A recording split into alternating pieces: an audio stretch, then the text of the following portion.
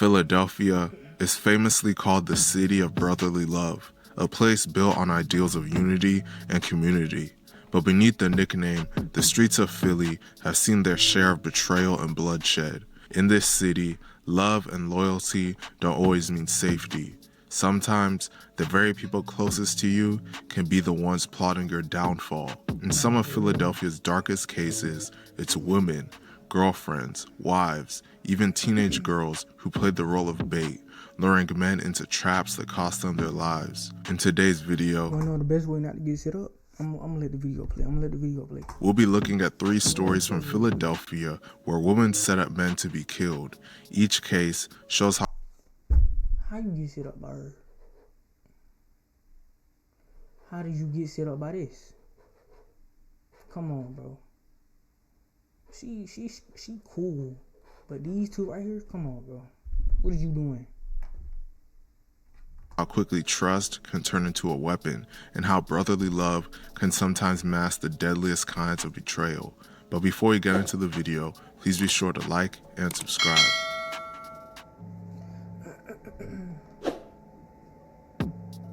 Jane Barnes. The first case is about a girl named Jamie Barnes from Philadelphia that was just 17 years old at the time of her alleged crime. She is accused of accidentally killing her own friend while trying to backdoor another man with him. On the evening of August 28, 2022, Jamie was hanging out in a group with 4 other teens and young adults, including 25-year-old Dakari Rome, another teenage girl, a 17-year-old male nicknamed Little Smoke, and another teenager named Kasim Williams. They were riding around in a car from place to place together, messing around and shooting people with Orbeez guns. The car belonged to Dakari, and Jamie was the one driving. The group eventually stopped at a 7-Eleven, then later parked in a lot on Grant Street near Union Alley. It was there that they set their plan in motion. Kasim had exchanged text messages with Dakari about robbing Little Smoke of his gun. Dakari texted Kasim saying things like, "We can get it tonight," and "He think we cool, he gonna let you hold it." Kasim responded with instructions telling Dakari to just play it cool, don't make him nervous. The plan was simple: hang out like friends, then convince Little Smoke to hand over the gun and turn it on him. They were able to successfully convince Little Smoke to hand the gun over to Dakari. That's where things spiraled out of control. Dakari handed the gun to Kasim, who then handed the gun to Jamie. Instead of just holding it, she started filming herself waving the gun around. She then proceeded to point the gun at Little Smoke and asked him what else he had on him. When he saw the barrel pointed at him, Little Smoke instinctively raised his hand. That's when Jamie fired the gun. The bullet tore right through Little Smoke's hand and accidentally shot directly into Dakari's chest. Dakari collapsed in the passenger seat. Once Little Smoke processed what happened, he ran out of the car. Jamie handed the gun to Kasim, who fired multiple shots in Little Smoke's direction, but luckily none of them hit him. The group then drove Dakari to the hospital, where he was pronounced dead. Police quickly connected the dots. They recovered the text messages that showed the plan to rob Little Smoke of his gun. Witnesses confirmed Jamie had been the one holding and firing the weapon. She was placed on the most wanted list the very next day and was arrested in Philadelphia less than... See, bro, y'all wanna know the best way not to get set up, bro? Y'all wanna know? I'm gonna tell y'all, cause I probably didn't told y'all before. Stop being thirsty and stop trying to get some easy ass. You wouldn't get set up if you not if you stop being a thirsty ass nigga, you would not get set up. But you trying to hurry up and you just trying to brag to your homeboys what you done hit. You just trying to get some ass, bro. Not knowing that you might get set up. Y'all niggas gotta start thinking, bro. And 2 months later, if you got Opps, nigga, you shouldn't trust nobody in your town, gang. She was charged with first-degree murder, second-degree murder, third-degree murder, aggravated assault, robbery, conspiracy, possessing an instrument of crime, and multiple firearm charges. Kasim was charged with third-degree murder, attempted murder, aggravated assault, conspiracy, and possessing an instrument of crime. In 2023, he pled guilty to third-degree murder and attempted murder and was sentenced to 12 to 24 years in state prison. Jamie, facing trial, eventually took She fat now. a plea deal too. She pled guilty to third-degree murder and aggravated assault. In 2024, a judge sentenced her to 10 to 25 years in prison. Ugh. Whoever got set up by this, bro, you is too motherfucking thirsty, gang. You is like overly desperate for some coochie, gang. The next case is about a woman named Catherine Emmel, who was 29 years old at the time of her crime. She was living in a small town called Plymouth Meeting, which is about a 30-minute drive from Philadelphia. She had recently ended her relationship with a 35-year-old man named William Carter, but they decided to keep living in the same house together. What looked like an uneasy living arrangement would lead to something much darker. Catherine claimed that William had stopped paying his share of rent and other bills, leading to tension to rise between them. Things got even worse when William won $3,000 sports betting. Catherine was jealous that William did not share any of the money with her. It was at that point that she decided that he needed to be robbed. Prosecutors say Catherine began bringing up William's recent gambling wins to people, telling others he had money worth taking. It was then that she set her plan in motion. She placed a GPS tracker into the car that William drove, then reached out to her drug dealer, a 29-year-old man named Daquan Allen. Texts and testimony later showed that Catherine called Daquan the night of the murder, giving him William's exact location and telling him how long he'd be there.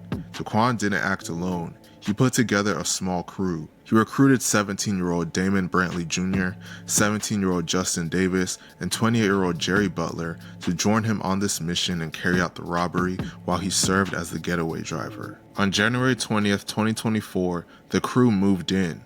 William went out to his car a little before 8 p.m. near Westwood and Powell Streets in Norristown when he was ambushed. 3 men exited a gray Toyota RAV4 and approached him, while a 4th man stayed behind in the driver's seat. One of the suspects pushed him against a wall, and then after the robbery was done, one of them fatally shot William before all 3 ran back to their vehicle and sped off. Once they got away, they divvied up the money, less than $1,000 each. They attempted to cover up their tracks by burning the getaway vehicle, but there was too much evidence left behind. Surveillance cameras later caught You literally use your phone for that, bro. Catherine meeting up with Daquan in Philadelphia, where he handed her. The fact he was hitting this, hold on. Cameras later caught Catherine meeting The fact you was even attracted to this, bro, tells a lot about you as a person. Like, on some real shit. I'm just saying. Up with Daquan in Philadelphia, where he handed her $700, her cut of the setup. Cell phone records and the GPS device sealed the case. Police tracked down Daquan, Jerry, and Damon in upstate New York and brought them back to Montgomery County to face trial. Catherine turned herself in on February 7th, 2024. At trial, Justin testified that Catherine had been the inside link. He told the jury about her call to Daquan, her role in pointing them toward William, and the plan for Damon to obtain a stolen car so it couldn't be traced. The jury's verdicts reflected each man's role. Damon was the one that fired the gun and killed William, so he was convicted of first-degree murder. Daquan and Jerry were convicted of second-degree murder, conspiracy, and robbery.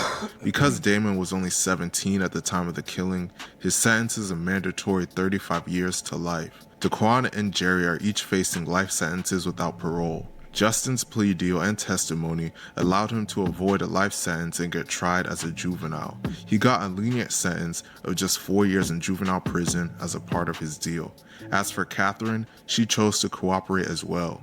In June of 2024, she pled guilty to third-degree murder and and one thing y'all niggas, the ones that be trying to have a female to set up a nigga from, bro, she's gonna snitch on all of y'all.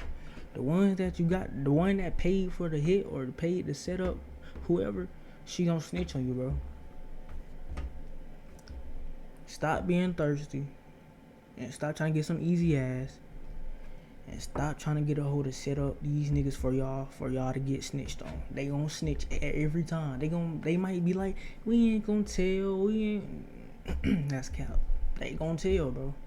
Nobody trying to do life in prison for somebody else, bro. Who finna do that? Be real, gang. Robbery. This led to her getting a relatively light sentence for the heinous nature of her actions. In October of 2024, she was sentenced to 6 to 15 years in state prison. Now this is just nasty. This is like, what is this, bro? What is this? Ain't no way, bro. The final case is about a woman named Danielle Baxter, who was 39 years old at the time of her alleged crime. Danielle and her husband, a 30-year-old man named Jordan Baxter. Somebody married her. Okay, I got a general. We're gonna keep Alleged crime. keep Danielle and her husband, a 30-year-old man named Jordan Baxter, lived in the Roxborough/Andorra section of Northwest Philadelphia. Jordan had worked for 14 years as a regional rail engineer for SEPTA. Together, they had 3 children. According to their neighbors, the family was outwardly friendly and cared for by those who knew them. But deep down, something much darker was going on. In the days leading up to the tragedy, Danielle posted something on social media that would later draw attention. On March 14, 2025, she posted, "These females out here be plotting on your marriage and waiting for your downfall so they can come right on in, and these men let them." Just 5 days after posting that message, Danielle would allegedly do the unspeakable to her husband. On March 19, 2025, early in the morning, neighbors heard screaming at the home on the 800 block of Bells Mill Road. Police responded around 7 a.m. They discovered Jordan in the driveway between 2 parked cars, lying on a plastic sheet. He was unresponsive, a gun found resting on his chest, and he was pronounced dead on the scene. Investigators quickly found evidence suggesting the shooting did not happen outside. Jordan had been shot inside a bedroom in the home, and then his body was dragged outside. Inside the house, blood was found, including blood on a mattress. The gun found on his chest was not believed to be the weapon that fired the fatal shot. Danielle Baxter was arrested the next day and charged with murder, possession of an instrument of crime with intent, abuse of a corpse, and tampering/fabricating physical evidence. Her bail was denied, and she was held in the Philadelphia Industrial Correctional Center. At the time of these reports, authorities have not made public a definitive motive. What is known from the initial investigation is that Jordan and Danielle had become estranged from each other, and he was no longer living in the same house as her.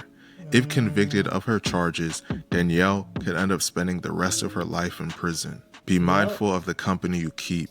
Make sure to always have your guard up and not to be too trusting. RIP to everyone that passed away in this video. Just because they're a female, bro, that don't mean nothing. They could kill you too. Stop being thirsty for these women, bro. It's 2025. You should know that.